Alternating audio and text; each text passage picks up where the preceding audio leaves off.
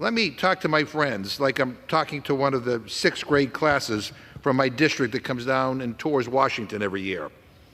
If you want a bill to become a law, you have to pass a bill.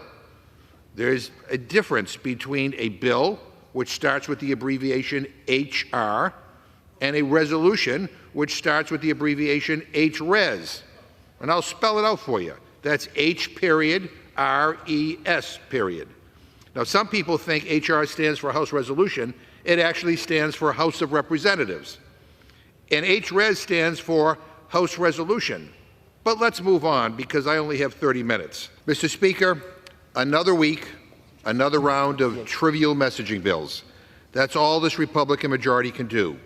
One pointless messaging bill after another that will never, ever become law. In fact, we haven't passed a single bill out of the Rules Committee that's become law in 9 months. 9 months. Now, first, let's talk about H.R. 6276, a bill that's supposed to help measure and evaluate federal building utilization. This bill seems to do with the Republican belief that working from home is always bad, no matter what. Don't get me wrong, I hate Teams meetings and I hate Zoom calls as much as everyone else. But can Republicans please acknowledge that it's 2024 and people can work from home? Basically, this bill says that if a federal employee works from home 1 day a week, they are no longer counted as being, quote, in the office. Ignore the 4 days a week that they're in the office. If they work from home once, they're not in the office. Oh, and by the way, we're going to get rid of their desks because they work from home once. I mean, come on. It's just a silly solution. This bill fails to capture even the fundamental nature of some of our most vital jobs in our federal workforce. For example, if you are a food inspector who spends 4 days a week ensuring that our food supply is safe and secure, this bill would not count them for occupancy, which could eventually lead to eliminating their office space. Or if you are a federal firefighter protecting the lives and property of countless Americans week after week after week, but not sitting at a desk for 40 hours, this bill would say, nope, you won't be counted and you won't need to have a desk. Now, if we want our federal workforce to be the best in the world, we need to compete.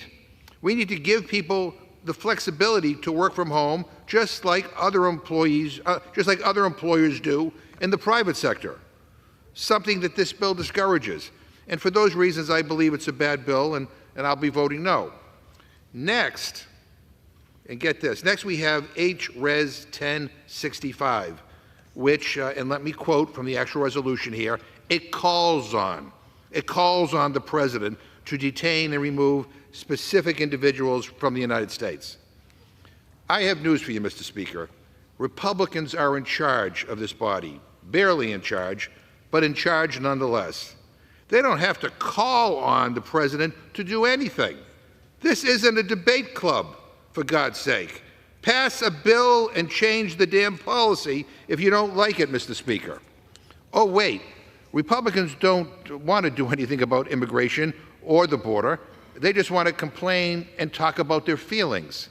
The Constitution gives Congress the power to legislate, and we do that by passing bills. Bills can change policy. Bills can change taxes, fund programs, regulate interstate commerce. Hell, bills can even force the President of the United States to do something. They go to the Senate, and then the Senate can pass it and send it to the President. The President can either veto it and send it back to us or sign it into law. That's how a bill becomes a law. My Republican friends might have forgotten this, so it's helpful to remind them. This resolution on the border cannot become law because it is not a bill. It is a resolution, House Resolution 1065. See, it's right here, Mr. Speaker. And if this resolution passes the House, it will go nowhere. It will just be put on a website and sent out as a press release. This resolution just tells people how you feel about the border. Mr. Speaker, it's a way for Republicans to talk about their feelings. And I know Republicans have a lot of big feelings on the border. Now, Democrats care about the border too. But the difference is we actually want to do something about it. Now, don't get me wrong. There's a time and a place for non-binding resolutions. But this isn't it. This isn't it. We're not going to reform our broken immigration system with a non-binding resolution. We are just not. And we had a bipartisan deal on border security that Republicans initially supported until Donald Trump called, and then they changed their minds. And they killed it. Republicans killed a bipartisan border security deal, a bill that was negotiated by the second most conservative Republican in the United States Senate. They killed it. And so what do they bring up instead? Not a bill, but a resolution, a meaningless resolution. This resolution, H-Res 1065, which changes no law, which will not go to the Senate, which is literally a press release talking about their feelings. Now, here's the kicker. This bill, H-Res 1065, it's almost identical to a similar resolution that we dealt with only 3 months ago. So not only does it do nothing, but it's a repeat. They're so bad at legislating that they're even bad at not legislating. This is all they have to offer, Mr. Speaker, half-baked, empty resolutions that don't address any of the fundamental concerns at our southern border. Oh, sure, they like to pretend that they care about border security on right-wing TV so that Trump and Republican candidates can use it as a campaign slogan in November. They're really good at that. They go on Fox News and say, secure the border, secure the border. But then they kill bills that try to do anything about the border. They killed the bipartisan border security bill that came out of the United States Senate, a bill that would have provided more funding so we could have more people at the border, patrolling our border, a bill that would provide more money for judges to accelerate consideration of asylum claims, a bill, by the way, that was supported by the Border Patrol Union that is at the border. Now, the only thing that they say they will agree to is their grossly partisan H.R. 2, seemingly ignoring the fact that H.R. 2 lost in the Senate already. It failed bigly. It only got 32 votes. In fact, the gentleman across the aisle from Kentucky even voted against H.R. 2. But even if it were to pass the Senate, President Biden would never sign it into law because it's a crappy bill. And I got a little whiplash, Mr. Speaker, because on one hand, I hear from my Republican friends that H.R. 2 or nothing, H.R. 2 or nothing, and then we had a gentleman on the Republican side come and do 1 minute and say, we don't need any legislation at all to do anything. We don't have to pass anything. So you got to pick one or the other. But look, any way you square it, Republicans now own the border crisis. Democrats have given them every opportunity to work together, and we have been turned down by a Republican Party that does not want to solve problems or govern. So guess what? They own the border. They own the fentanyl crisis. They own all of it. This is their issue. They continue to pass meaningless resolutions like this, which do nothing. They continue to scream and yell in committees and on the House floor. They continue to use victims of crimes as props. But when push comes to shove, they don't do a damn thing. They vote against more funding for border security. They reject serious proposals for border security. They don't want to solve this problem. They want a crisis because they think it helps them in November. What a rotten, cynical, awful way to treat the people of this country. What a terrible way to govern. This isn't serious legislation. It is a press release. It's embarrassing. House Republicans have no new ideas, so they're just going to keep passing the same meaningless resolution every week until they lose in November. Maybe then they'll realize that this is a bad strategy, that it's a bad idea to treat the American people like they're idiots, because the American people are smart, Mr. Speaker.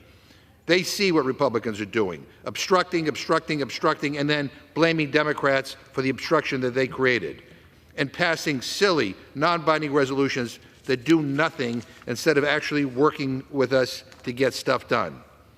Democrats actually want to get something done on the border. We want to stop the fentanyl from coming into our country. We want to fix the broken immigration system.